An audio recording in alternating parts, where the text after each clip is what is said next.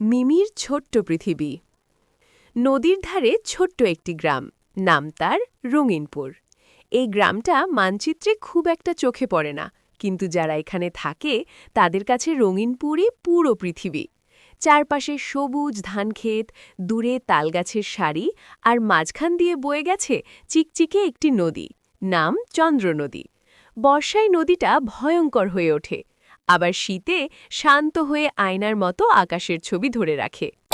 এই রঙিনপুর গ্রামেই থাকে এক ছোট্ট মেয়ে, তার নাম মিমি।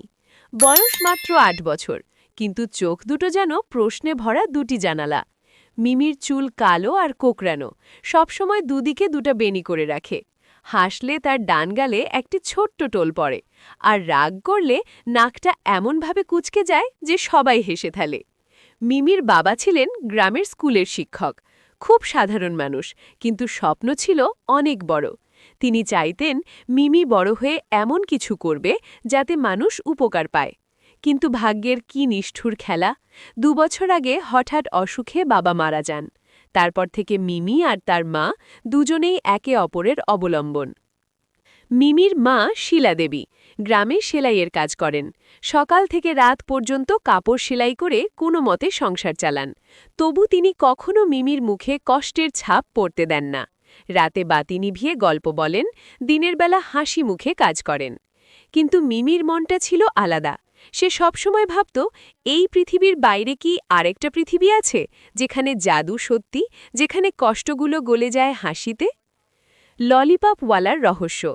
একদিন বিকেলে স্কুল থেকে ফেরার পথে মিমি দেখল গ্রামের পুরনো বটগাছের নিচে কেউ একজন বসে আছে। লোকটা আগে কখনো এখানে দেখা যায়নি।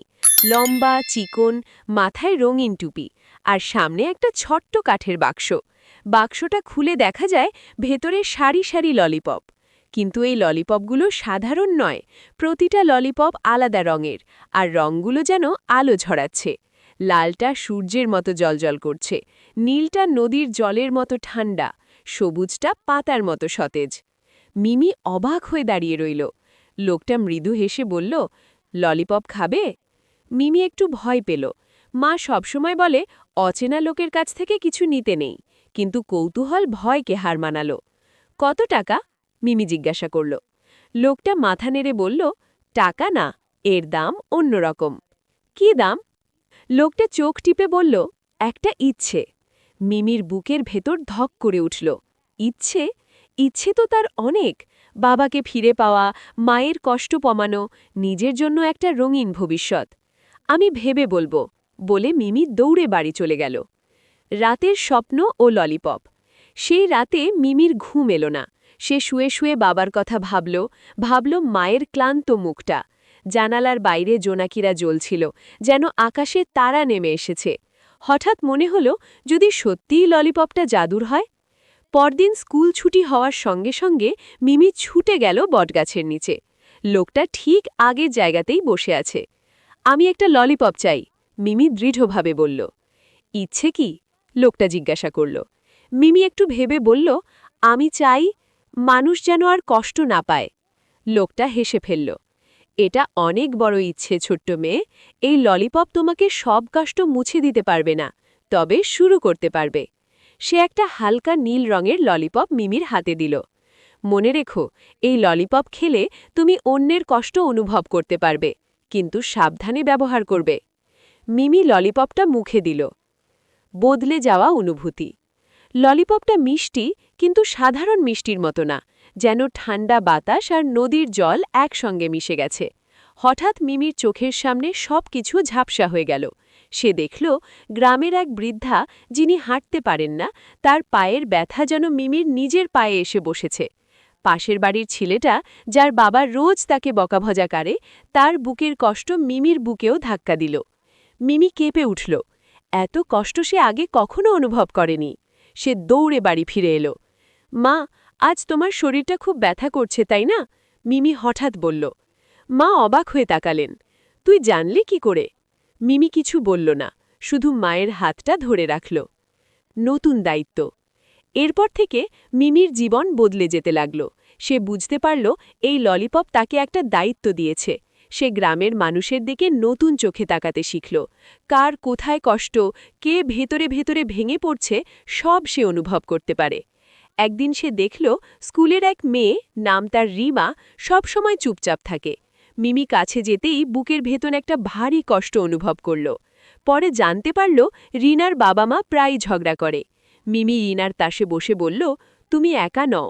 রিনার চোখ ভিজে উঠল। জাদুর সীমা। কিন্তু সব জাদুরই সীমা আছে।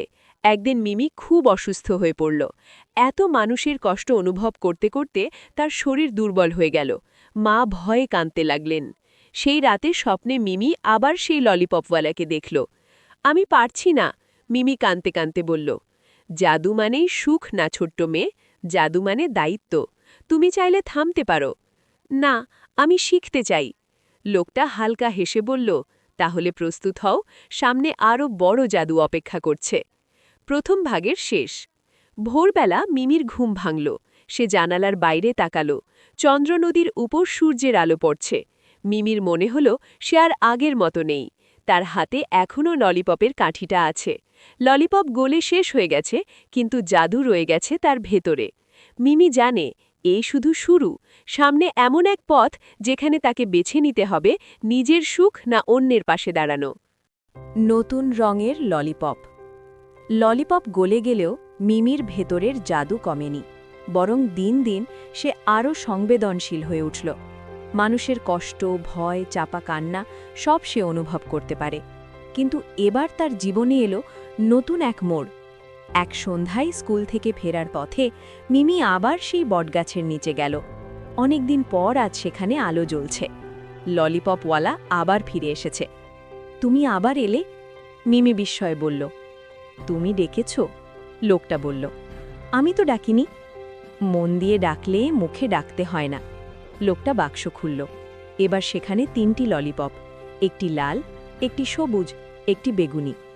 প্রতিটি ললিপপ এক এক রকম শক্তি দেয়, লোকটা বলল। কিন্তু প্রতিটা শক্তির মূল্য আলাদা। মিমি জিজ্ঞেস করল, মূল্য কি? নিজের কিছু না কিছু ছাড়তে হবে। মিমি লাল ললিপপটার দিকে তাকালো। এটা এটা খেলে তুমি মানুষের ভয় দূর করতে পারবে। সবুজটা আশা ফিরিয়ে দেবে। বেগুনি? লোকটা একটু থেমে বলল, এটা সবচেয়ে শক্তিশালী, কিন্তু এর মূল্য সবচেয়ে বেশি। মিমি সিদ্ধান্ত নিল সে এক এক করে শিখবে। প্রথমেই নিল সবুজ ললিপপ। আশার আলো। সবুজ ললিপপ খাবার পর মিমি অনুভব করল এক উষ্ণতা। সে যখন কারো পাশে দাঁড়ায়, তার কথা বললেই মানুষ হালকা হয়ে যায়। গ্রামের এক কৃষক, যার ফসল বারবার নষ্ট হচ্ছে, হতাশ হয়ে পড়েছিল। মিমি তার পাশে বসে বলল, এই বছর না হলে পরের বছর হবে। কৃষক অবাক হয়ে দেখল, তার বুকের ভেতরের ভার যেন হালকা হয়ে গেছে। স্কুলের এক শিক্ষক, যিনি নিজের ব্যর্থতা নিয়ে কষ্টে ছিলেন, মিমির কথায় তিনি আবার পড়াতে মন দিলেন। গ্রাম ধীরে ধীরে বদলাতে লাগল।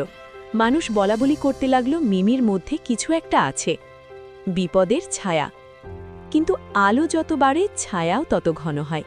গ্রামের এক ধনী ব্যক্তি, রঘুনাথ বাবু, মিমির ক্ষমতার কথা শুনে তাকে নিজের কাজে লাগাতে চাইল। তুমি যদি আমার সঙ্গে থাকো, রঘুনাথ বলল, তোমার মায়ের আর কখনো কষ্ট হবে না। মিমি বুঝতে পারল এটা সাহায্য না, এটা লোভ। সে স্পষ্ট বলল, জাদু বিক্রি করার জিনিস না।